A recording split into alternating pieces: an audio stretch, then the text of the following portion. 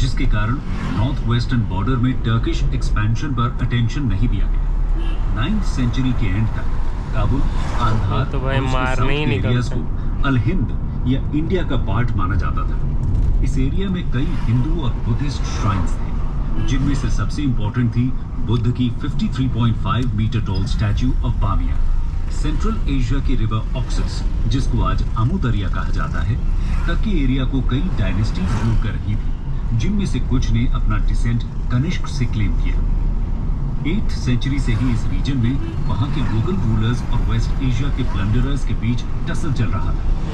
इस तरह इंडिया के नॉर्थ वेस्टर्न बॉर्डर के दोनों साइड लगातार सिचुएशन अनस्टेबल रही। एक तरफ प्रतिहारा एम्पायर के डिक्लाइन के बाद हुआ पॉलिटिकल डिसइंटीग्रेशन और दूसरी तरफ इस्लामाइज्ड टर्क्स का एक्सपेंशन के लिए बढ़ता एम्बिशन। अब आगे बढ़ते हैं और देखते हैं वेस्ट एशियन गजनवीद एम्पायर के बारे में, जिनका इंडिया के प्लंडर में मेजर हाथ रहा। द गजनवीद्स 9th सेंचुरी के एंड में ट्रांस ऑक्सियाना, खुरासान और ईरान के कुछ पार्ट्स समानिड्स के रूल में थे, जो खुद को इरानियन डिसेंट का मानते थे।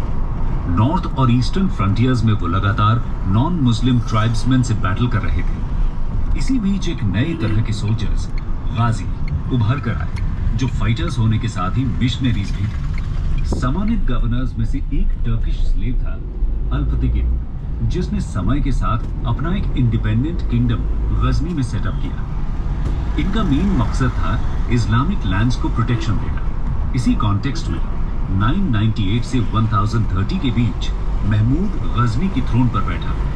महमूद के रूल में इरानियन पेट्रियटिज्म और पर्शियन लैंग्वेज और कल्चर का रिसर्जेंस हुआ, यानी टर्क्स अब न सिर्फ इस्लामाइज्ड थे बल्कि पर्शियनाइज्ड भी हो गए। यही कल्चर टर्क्स 200 साल बाद इंडिया में लाने वाले थे। एक तरफ जहां महमूद को मिडीवल मुस्लिम हिस्टोरियंस ने इस्लाम का हीरो माना, वहीं दूसरी ओर इंडिया में उसकी मेमोरी एक प्लंडरर और डिस्ट्रॉयर ऑफ टेम्पल्स की है। ऐसा कहा जाता है कि महमूद ने 17 बार इंडिया में रेड्स की। इनिशियली ये रेड्स हिंदू शाही रूलर्स की तरफ डायरेक्टेड थी, जो उस समय पेशावर और पंजाब में रूल कर रहे थे।